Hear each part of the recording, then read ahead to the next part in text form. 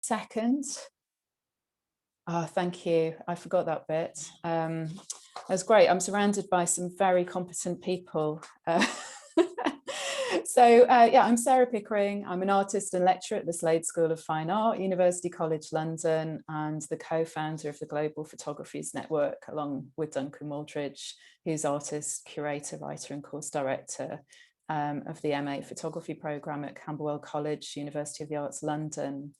So the Global Photographies Network was set up in response to the impact of the COVID-19 pandemic on our students' learning and the parallel issues we're concerned about in developing a more global discussion around contemporary photography, photographic ideas, values, histories, and education.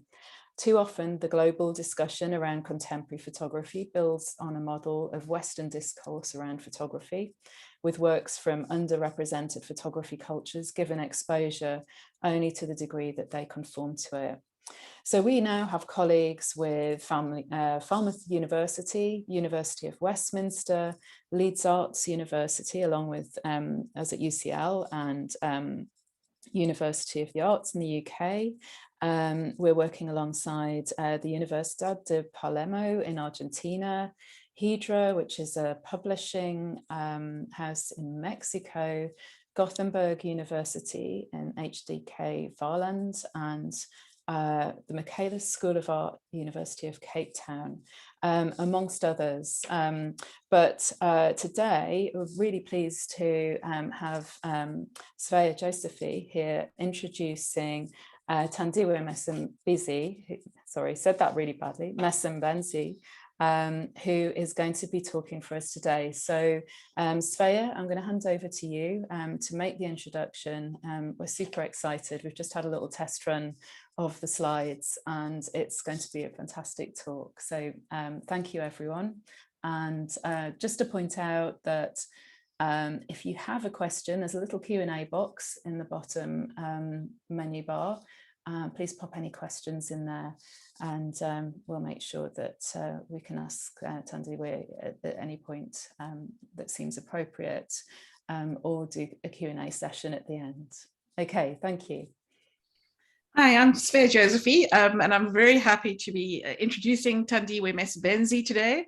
She was born in 1991 in South Africa and grew up in Nyanga in Cape Town. And in 2014, she graduated from the Michaelis School of Fine Art at the University of Cape Town, and we're very proud to call her one of our alumni.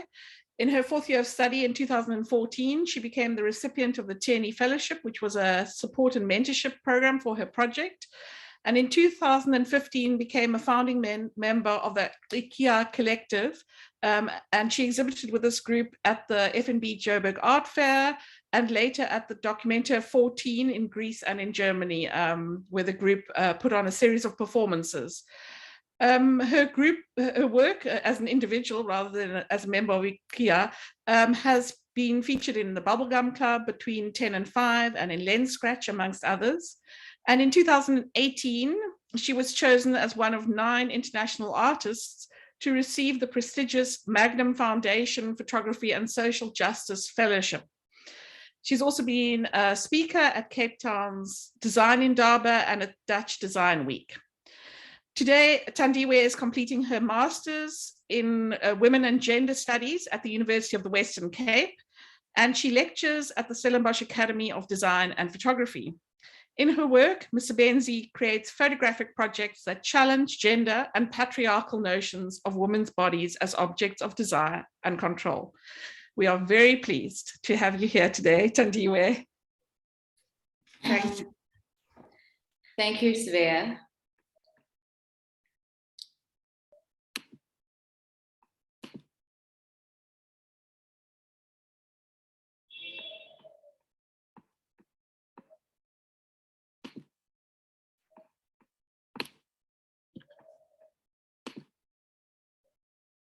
Okay. Hi, everyone. My name is Thandiwe Msebenzi, and I'll be sharing with you guys 3 bodies of work. The first body of work I'll share is titled Opod Abacha, the Old and the New. I made this work in 2014. Now, I'm usually quite shy talking about work I made when I was still in varsity because I feel like I was still trying to find my place. But I think for the context of this presentation today, it's quite important to take it right back at the beginning where my ideas began. And then we will look at a project I did in 2017, which is titled I Won't Born, You Don't See Me. And then we'll go on to look at a project, the current or latest body of work that I created called Utata Undipota Inwele, translating to My Father Plats My Hair, which I did in 2019. Now, as promised, I have plenty of stories that I'd like to share today. And I want to go back from the beginning, where these ideas all started. So I was 15 years old and I was doing grade 10. And I came across a chapter in the art theory that spoke about gender and art. And there were a collective of artists who were engaging with these ideas of gender equality and women emancipation. And for some reason, as a 15-year-old in the classroom, who wasn't really interested in much in school, I became really drawn to this chapter and its ideas and its thoughts. And right there and then, I decided to myself, okay, Thandiwe, you are everything. Gender, you are everything. Woman emancipation, you are everything. Equality. And those were ideas I stood by. So when I got to varsity, for the first time, I heard the word feminist being thrown at me. And it often came from my male friends. And it always came with a very negative connotation. And I was always associated with being into men, simply because I really liked these ideas of woman empowerment. So because of this attitude that I got from them, I sort of secretly continued to investigate these ideas, and I would have photographs and cuttings from magazines of empowered women and had these images all over my walls. But even then, I hadn't really read much about feminism and all of that. I still held on to the ideas that I read about in varsity. So through all of this, I was often bothered by this idea that I got from my friends that because I was pro-woman, I was anti-men. It bothered me because I had this deep, deep empathy for men. And this deep empathy for men would go on to show itself throughout my work. But even then, I couldn't deny the fact that growing up as a girl, I was often positioned in a very subordinate position to men. So in 2014, in my graduate year, I decided to do a project on men, which I titled Oput Abacha, the old and the new. So Oput Abacha means new men. So new men is a word that English translation for Oput Abacha or Amakwala. So Amakwala or new men or Oput Abacha are young men who are 18, also men who are 18, who after 18 have to go through a process of initiation. It's almost a process where they become men. So they go through this process and they stay in the mountains for a period of a month, and they go through circumcision. And when they come back to communities, they come back as these new men, and they're given the word Oput Abacha, meaning new men. They're then dressed in this attire, which you see in the slide. They're dressed in this clothing for a period of 6 months to 4 months. So growing up, I grew up seeing these young men parading in the streets in this attire. And I was always very interested in the clothing and what it meant. So for my fourth year project, I decided that I wanted to explore this clothing a bit more. Now, at the time, I was very interested in the clothing and how over the years, it had changed from being this tweed jacket, which was very somber and brown in colors. And these young men were wearing different kinds of clothes that had colors. And I became very interested in that change. But in the process of investigating the clothing and its change in the fashion, I came in encounter with Black masculinity and the formation of Black masculinity during colonization. But at the time, I wasn't that interested in that subject matter. I think it became more important in my work quite later on. I was really interested in the clothing. So I photographed these men who were at the time first years at UCT. And I also juxtaposed them behind these very colonial buildings in UCT. So in the process of creating this work, I was often asked the question, so as a Xhosa woman, how do you see yourself in this culture? Now, the thing about the culture of young men who go to the mountain, as Xhosa women, we're quite excluded from it. we aren't allowed to know what goes in it, and we sort of had to keep it, we have to keep a distance towards the culture. But there's certain aspects in the culture that we are allowed to know about. So when I was asked the question about how do I as a Xhosa woman then assert myself in this space, I made this photograph. And this photograph was speaking a lot about how, so when the young men go to the mountain and they get initiated, a lot of times, not all of them survive. So some of them pass away in the mountain.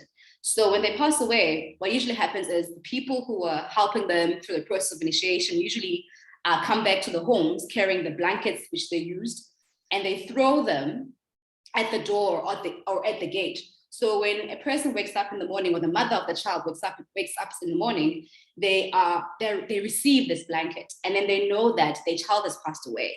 And the custom is that when a child passes away in the mountain, they're buried in the mountain. So as a mother, you never really get to see your child.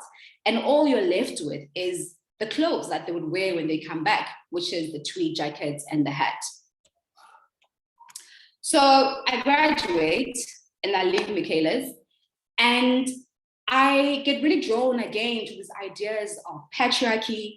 And when before I left Michaela's, I was involved in small movements around patriarchy must fall. So during that period, I really learned the language and how to articulate myself when I speak about patriarchy and masculinity and intersectionality. I really got drawn to that language. And when I left school, I started to engage with this idea of what it meant to be a woman in a patriarchal society. But I continued to carry these objects that I'd used, or symbols that I'd used in my past work with the tweed jackets and all of that. So whilst I was trying to find my feet, trying to explore and doing a bit of performance to find my place in the world outside of school, something happened to me, which gave birth to this project. So I was walking, I think I was going to town, and I was waiting for a bus. So I've told this story over and over again, but it never gets old. So I'm waiting for a bus. And as I wait for a bus, I see a big truck. It was a big truck with a poster on it, but the poster looked like a billboard poster. And on this poster was a woman who was laying naked with her bum protruding to the audience. And this poster was advertising tiles. I remember looking at it and packing it in my head and thinking, whoa, this is very problematic. And at the time, I'd gained the language to be able to unpack these things. I thought, oh, this is very problematic. And as I stood there and I looked at this image, a man came walking. He was carrying a bin, and he walks behind me. And as he passes me, he squeezes my bum. Now, impulsively, I turn around and I literally swing a blow at him. But unfortunately, I missed and I hit the bin. But because I was so angry, I hit that bin so loud, it was literally vibrating into the air. So he got a shock from this. He walked a little bit and then he stopped. And then he came towards me and he was like, you know what? I'm sorry. I really apologize. And for me, there was something about his apology that was so honest and so earnest. And at that moment, I realized that, whoa, so you've been taught that you're entitled to my body. You think you're entitled to my body, and you live in a world that normalizes that. No one tells you that it's wrong. So when that experience happened to me, it really stayed with me, and I wanted to do something about it. So when I got home that day, I took a jacket, one of the tweed jackets I'd used in my past projects. I hung it on the line and I asked my mother to take this photograph of me. And this photograph then gave birth to a body of work, which I titled Awundiboni, You Don't See Me. So at the beginning, I was engaging with this idea of the jacket and finding emancipation as a woman. But after a while, I started losing the jacket and finding other ways of telling these stories, multiple stories of my own experiences, of family members' experiences, of friends' experiences, but experienced abuse of different kinds of forms in the hands of men. So the story behind this photograph is that, so when I was young, a friend of mine had been abused by her uncle. And she wanted to tell someone about this, but didn't know who. So one day she had a party at her house, I was invited, and she told me that she had to tell me something, but she didn't know how to tell me this. But she said that she wanted me to go and look at the window, just open the curtain, look at the window at a particular time of the night. So I did this. I was young. I must have been about 8 years old. I went and I looked, and I witnessed something so traumatizing for a child my age. I witnessed this, my friend's uncle, literally harassing her and molesting her. So from that experience, this photograph came. But as a young child, I was like, well, there's something wrong with this. I have to tell adults.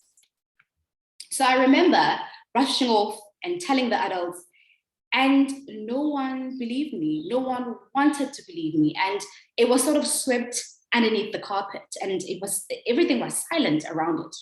And I remember being an 8-year-old and learning to silence these things and not talk about them.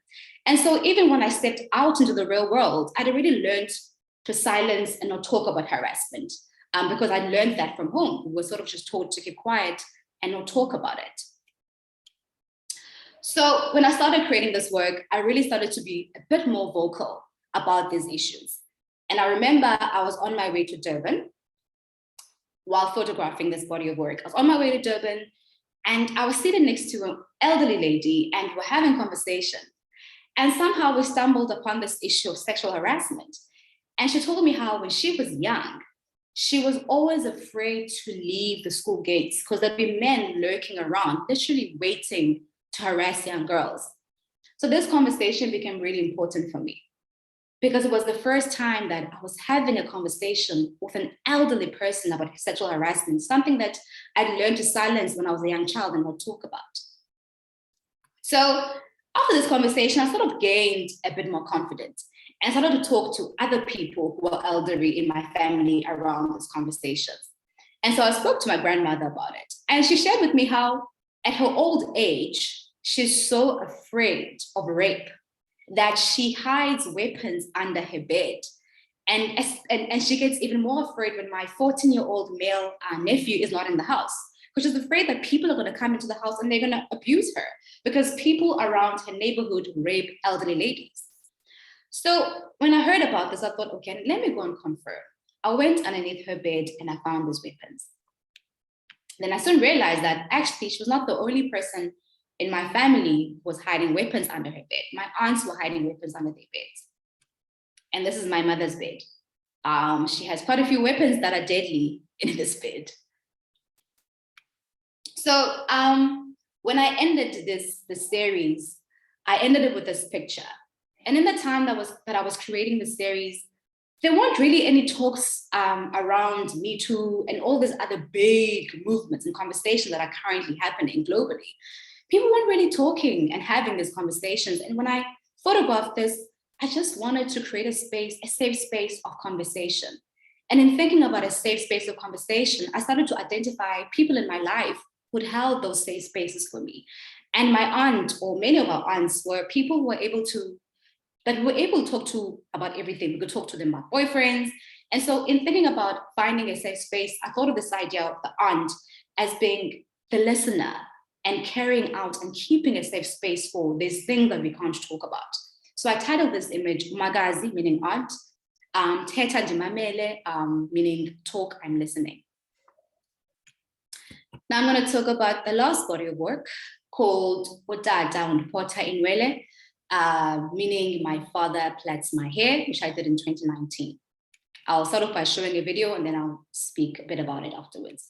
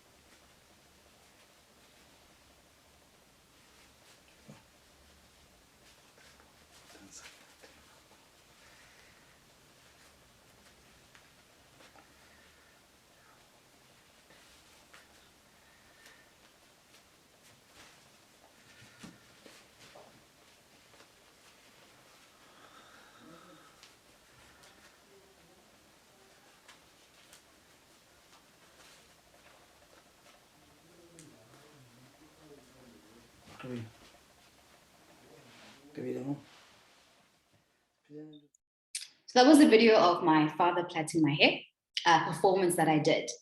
So this body of work was inspired by an act that my father used to do every evening before I went to school. So my father used to plait my hair, something my mother couldn't do. So he used to plait my hair every evening before I went to school. And this memory remained with me for a very long time. There was something about his kindness and the softness that really contradicted this idea of the hegemonic masculinity, which is often identified as being opposite to softness and kindness.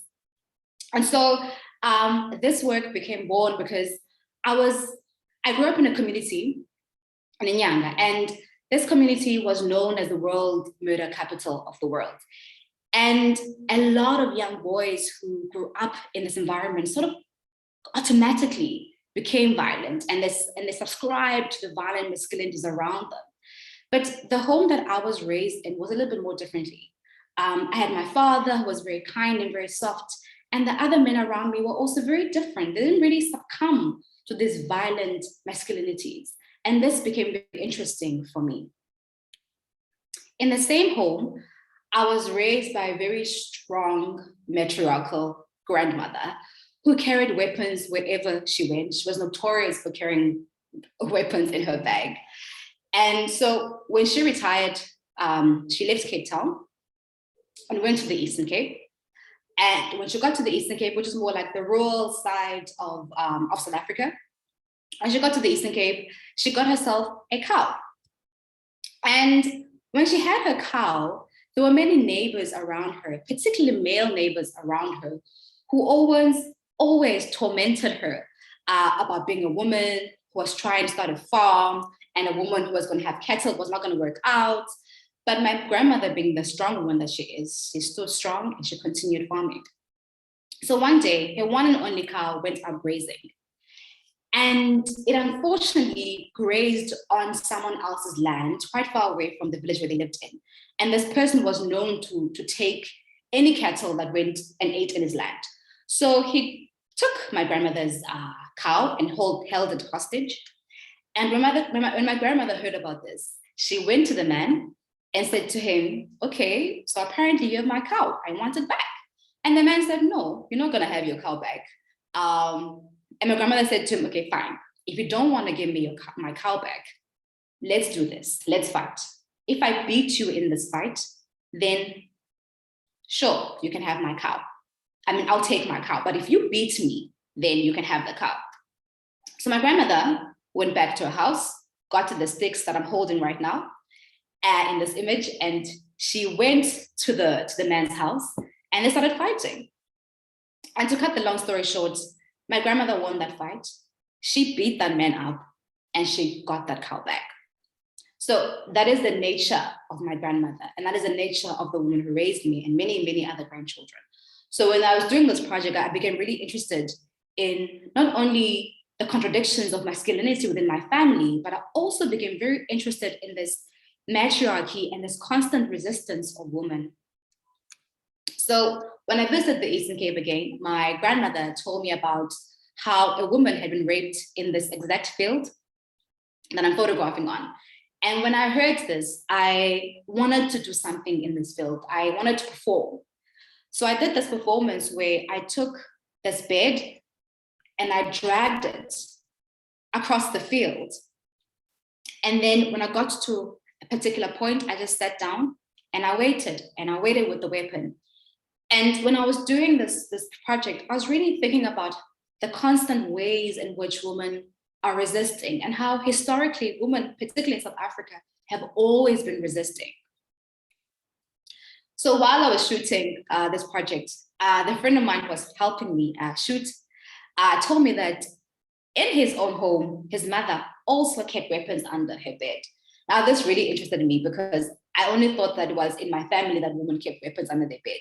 And when I saw the weapons under this bed, I became very afraid. So I took this idea further of weapons and bed, and I did an installation on campus where I'm currently studying at UWC.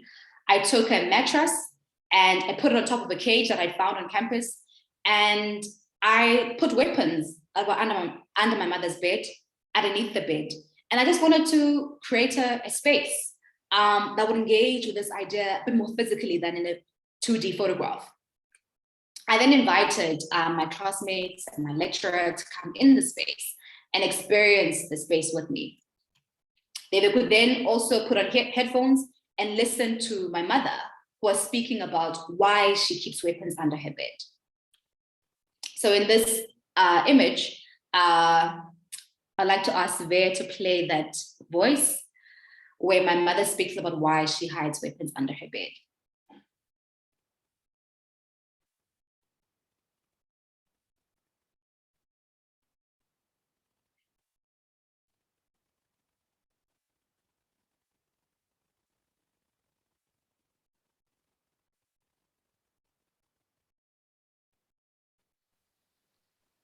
I've kept the weapons under my bed because in the township you can't expect anything.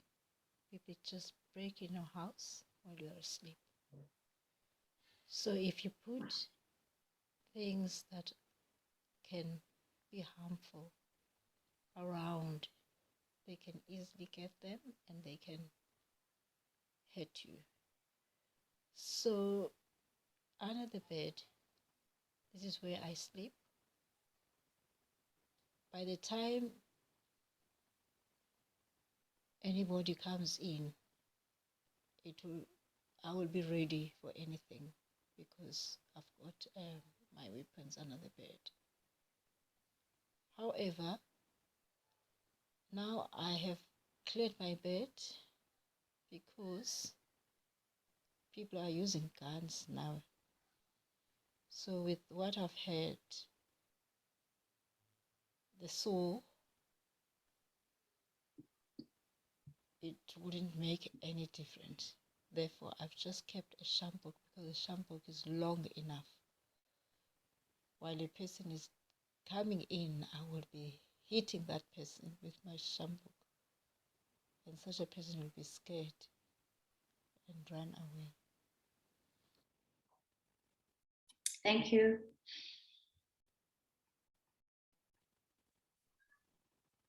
Tandi, you need to share again. Oh, okay, cool.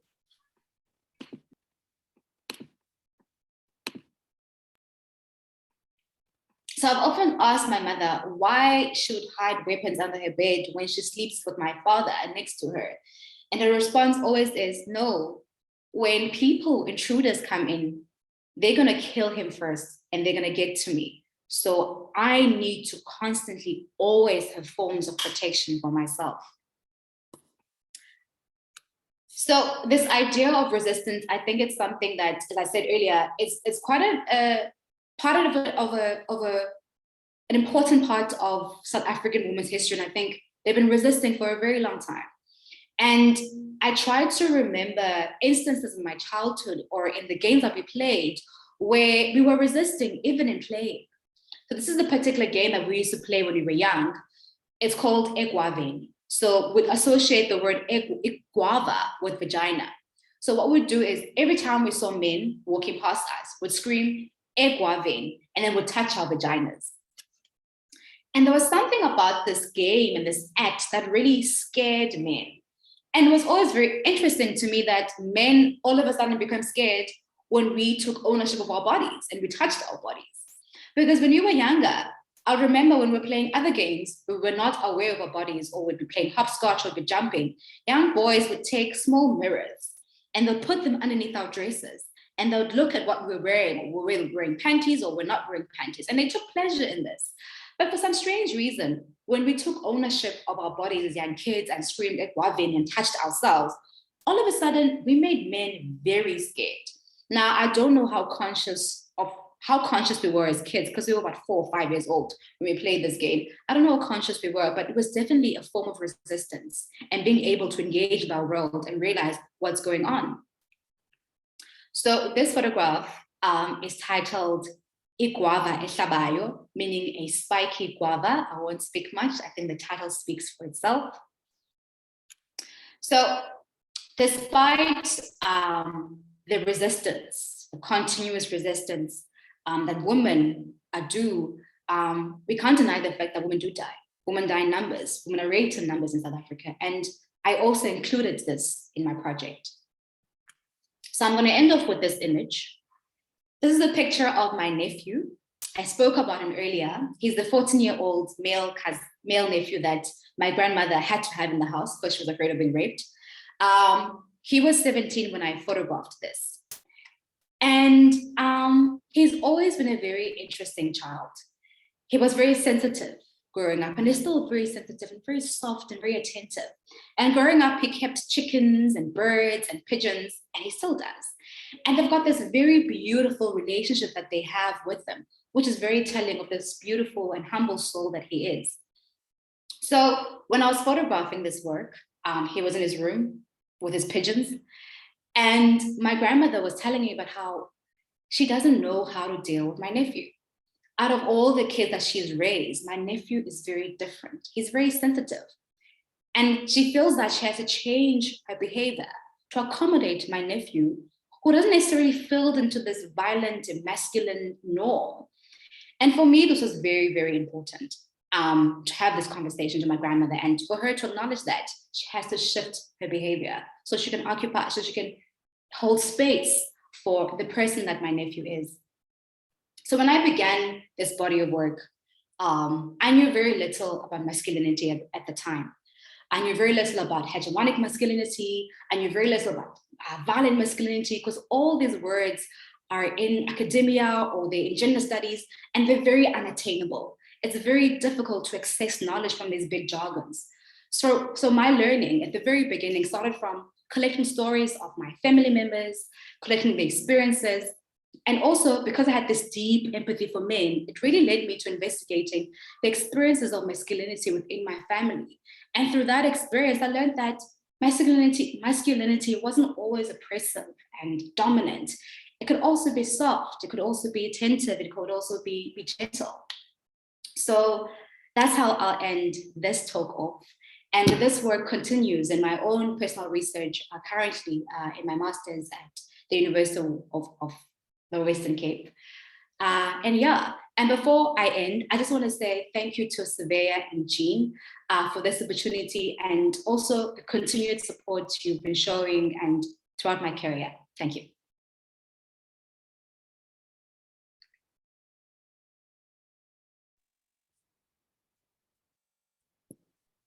Wow, Thandiwe, that was absolutely amazing. Thank you so much. And I mean, I think the kind of matter-of-fact way that you talk about some quite extreme stories, there's a kind of leveling there where like highly challenging and disturbing stuff is just sort of interweaved with everyday life. And I think the way that you unpick it with your work is really fantastic. And you know, it's great to see the trajectory of your practice too.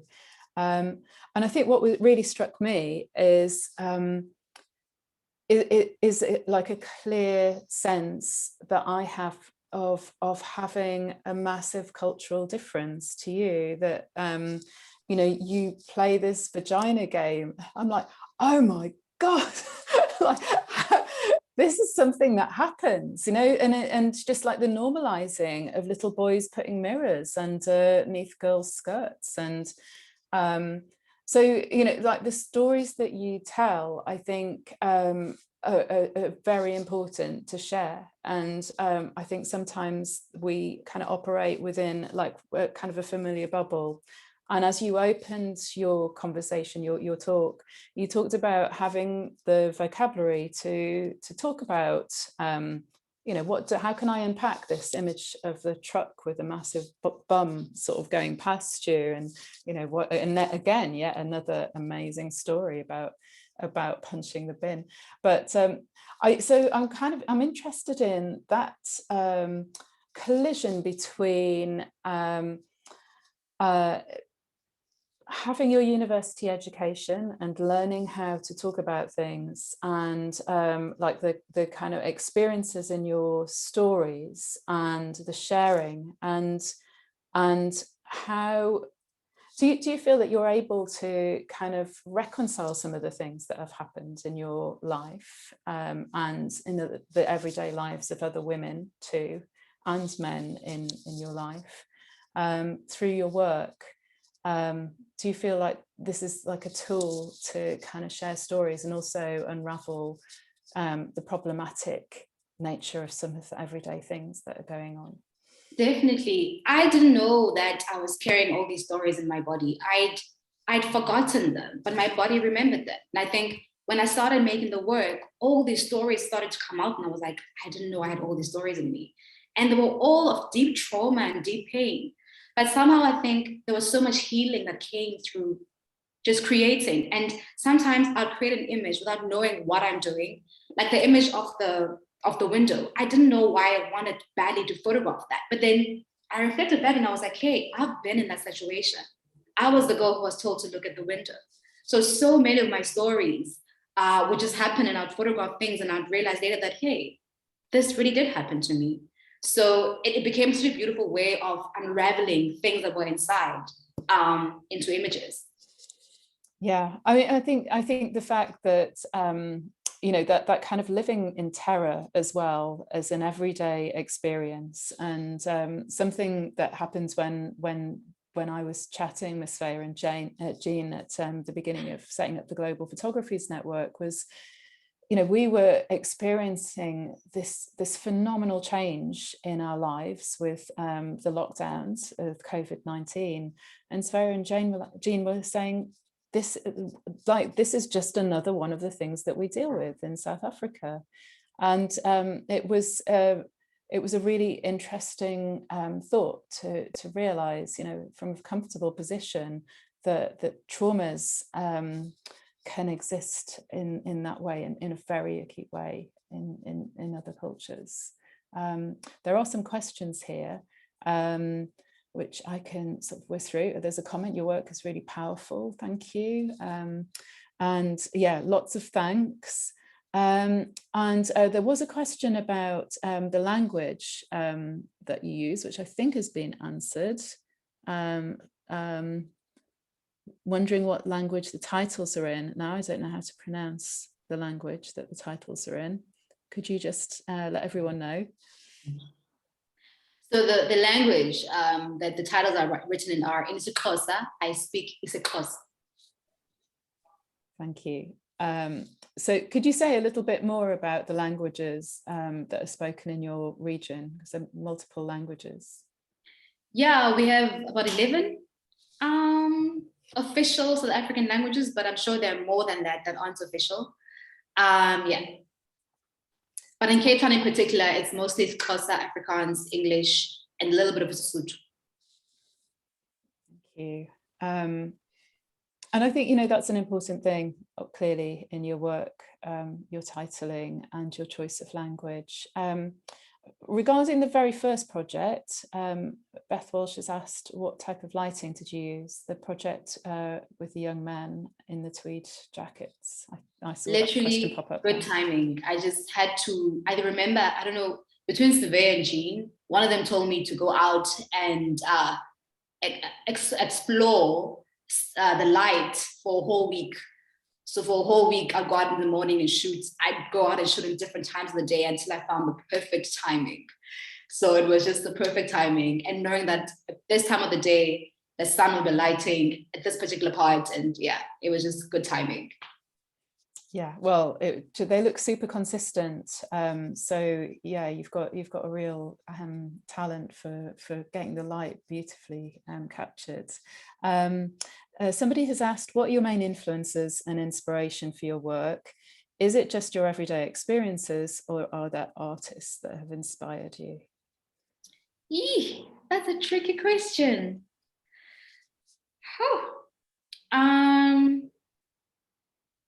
I think up to now, it's been experiences that have happened to me, but the work always comes unawareingly. I just wake up one day and I decide to do something and I have no idea why.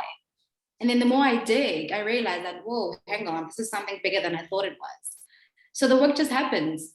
But there are obviously issues that I'm obviously interested in, which I didn't know until I started making art.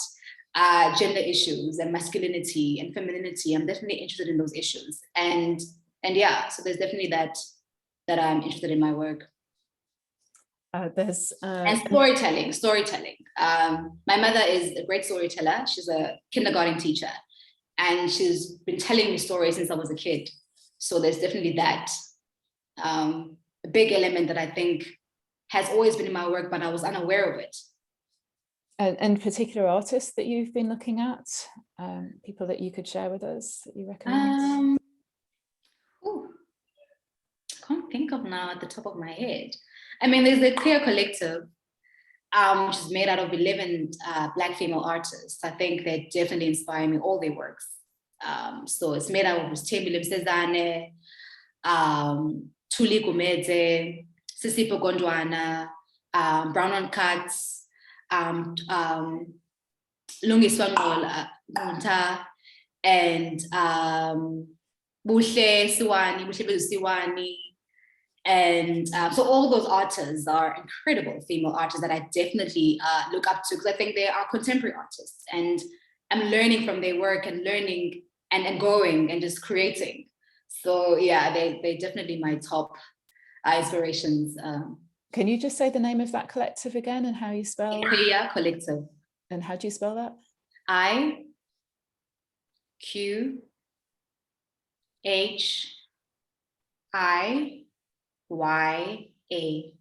Brilliant. Okay, we'll try and get that in the chat, if Svea can pop that in the chat against that question, because it sounds like a brilliant group of artists that we should all know about as well. Oh wow, so many thanks, amazing. Okay, Laura Blight has recommended a great book called The Body Keeps the Score by Bessel van der Kolk, about how the body stores trauma. So there's a reference for you in return. I'll write that down quickly. It'll be in the chat so we can share that with you as well. Kelly Cooper says your work's amazing and inspiring, and the message you're sharing is so powerful. How you're talking about your work is brilliant, and the message about fighting back and standing up against injustice. I agree. I think so many people here are agreeing with that. Okay, can you talk a little bit more about working on topics that are painful and a natural reaction to avoid triggers? Sure. How can you look into that? It seems to us that you look into it without fear. Could you talk about that? Yeah, I think, as I said earlier, like I just create, and I have no idea why I'm creating. And I think it's just, again, maybe my body is like, you need to let this out. And as I said earlier, we store these things sometimes, and we all have different coping mechanisms. Some of us just ignore things like they never happened. And then as time goes by, we have a way of letting them out. And I guess my way of letting out things that I'm like, not happening, is through creating. And when I create, I don't necessarily, for me, I don't feel like I'm recreating the trauma, but it's also a way of just letting it out, of just like breathing it out. Yeah. Well, I think Sinead Flanagan has said, I want to thank you for this Zoom. I'm also from South Africa and have similar stories to the ones you've shared. And I want to go back, and resented the fact that I moved here because I missed my family until around 2 years ago, when I started, what the screen's just popped up, when I started realizing all the things that scare me and the stories from what happens back home. Yeah, and the Zoom's made me realize the reason why my friends here don't feel the same anxiety around gender violence. So I guess, you know, I'm guessing Sinead lives in the UK now because of the difference of location. So yeah, you've really held up, you know, like a really a powerful example to us about these lived experiences, which leads me into a question by Fiona Willoughby: where and how do you display and share your work?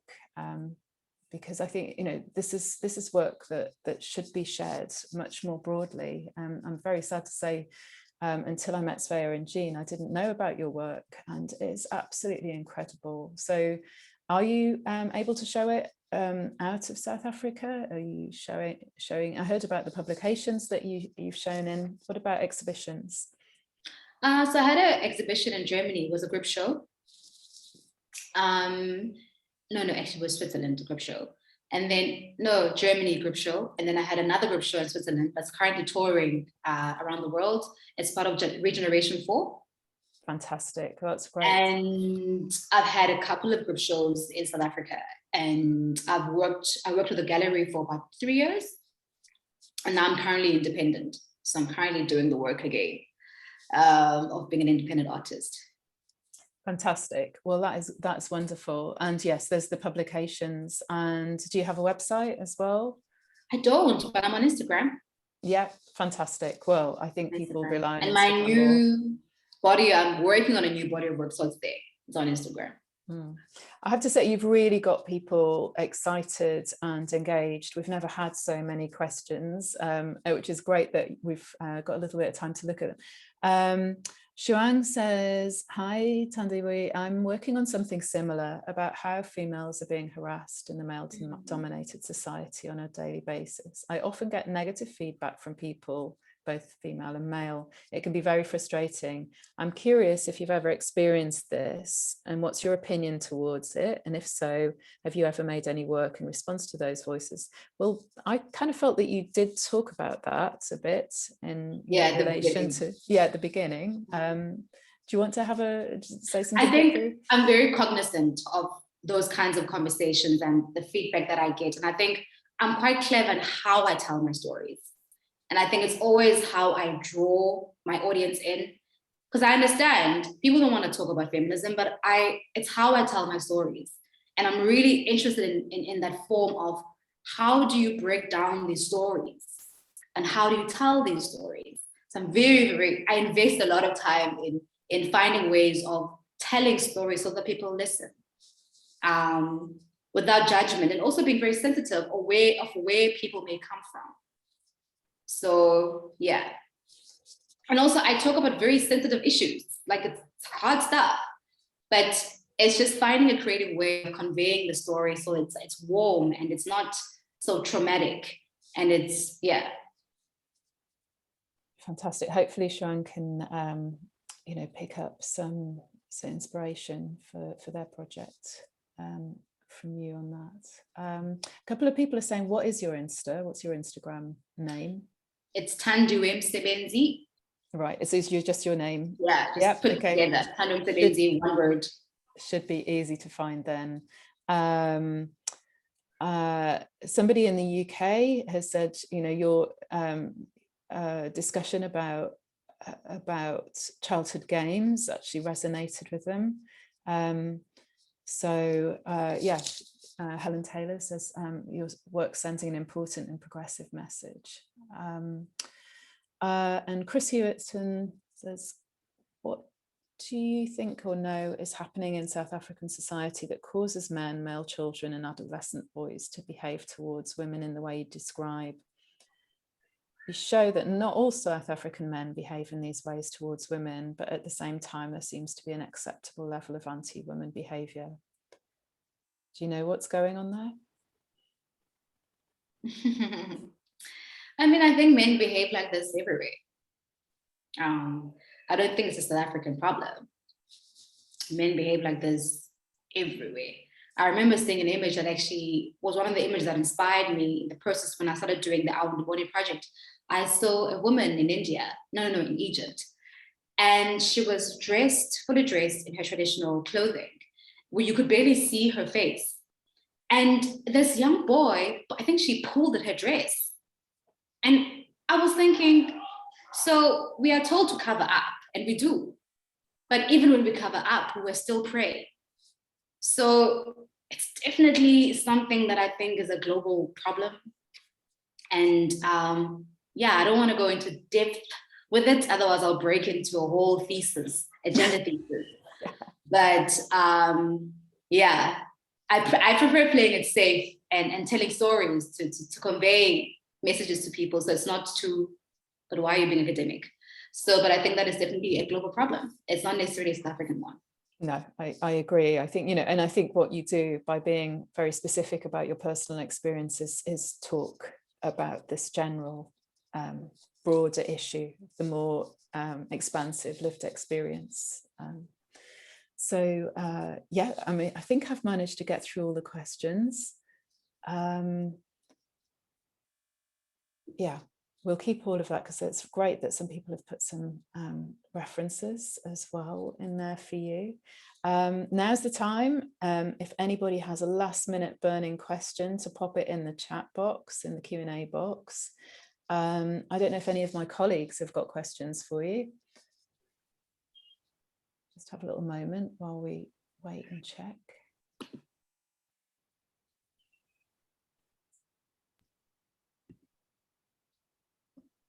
Can I ask a question, Sarah?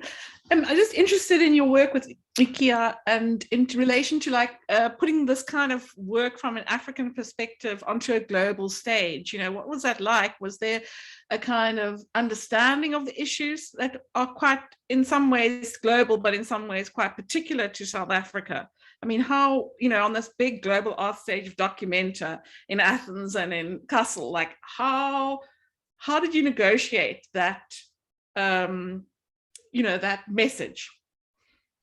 So within the collective, we didn't necessarily, we spoke, for Documenta, we did a performance. And in this performance, we stood on crates. It was an endurance piece, and we stood on crates for as long as we could. And I remember that performance was speaking just about the resilience of women again. And I think that was also speaking to the resilience of women within a global context. So I think when we did do works internationally, we're very also, again, quite clever as to how we're going to communicate with a broader audience that might not understand our own experiences, but how do we convey it in a way that it also speaks to their experiences. Yeah. I don't know if that answers the question. Yes, thank you. Sarah, I wanted to just come in and just say there's one other question which I think you might have missed, which was from Ashraya, which was where they asked, over the years, has your relationship changed with your family as a result of making this work, and also the community that you've grown up in? Oh. How has that developed? That's such an amazing question.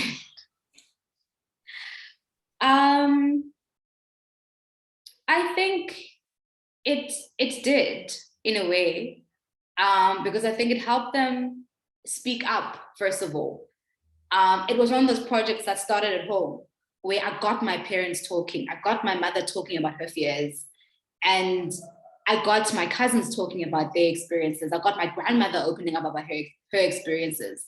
So I think, and if it wasn't for that, and I guess creating these images became a space of conversation.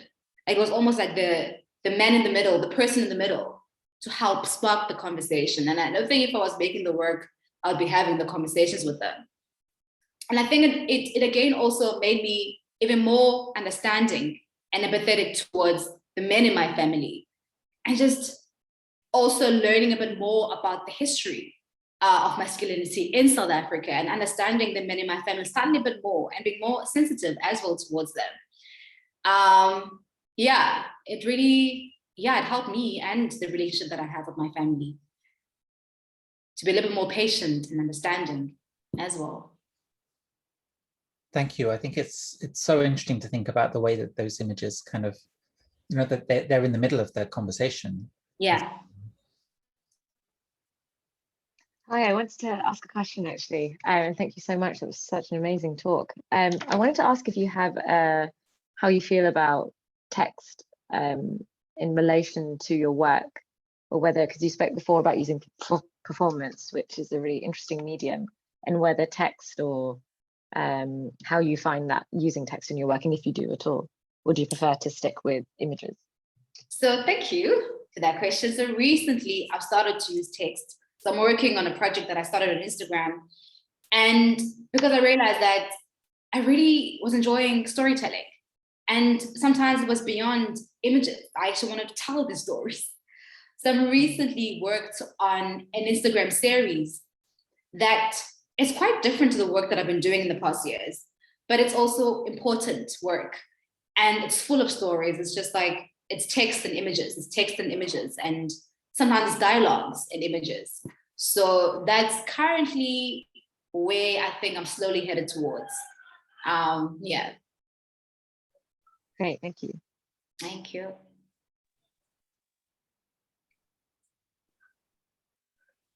Oh, thank you so much, Thandiwe. Somebody has put the link to the performance. I didn't realize you were part of this collector in Documenta that performed in Documenta. Yeah, I felt like I'd done my research, but clearly hadn't. And so that's very generous that someone's popped that link in the chat as well. And it looks like such brilliant work there. So just a final quick question. How does your grandmother respond to your work? Yo, she really loves my work. And it's funny because I didn't think she would understand why I'd chosen to be an artist and not doing something else. But every time I see her, she's like, "Are you exhibiting overseas? Where's the work going?" She gets super excited, and it's so beautiful, man. It's so heartwarming. Every time I have a crew helping me photograph, she'll cook for everyone. She'll make lunch for everyone. She'll bake bread for everyone. She's so engaged. It's beautiful. It's unreal, actually. Yeah. That's fantastic. It's so good, and I'm so glad that Duncan spotted that question about your family that was in the Q&A that I missed, because yeah, they're fundamental to your work, and you've got such a respectful but at the same time quite challenging relationship, and it's really amazing and generous of you to share this with us. So on behalf of everyone, I just want to thank you. There are so many thank yous in the Q&As, and yeah, we've really enjoyed it. So thank you very much, and I hope everyone can join us for the next one. We'll put it on our Instagram, and I'm not exactly sure when it's set for. I don't know if Rashi knows, but watch this space, or not this space. Watch the Instagram and your various university mail outs, and we'll let you know. All right, thank you very much. Take care.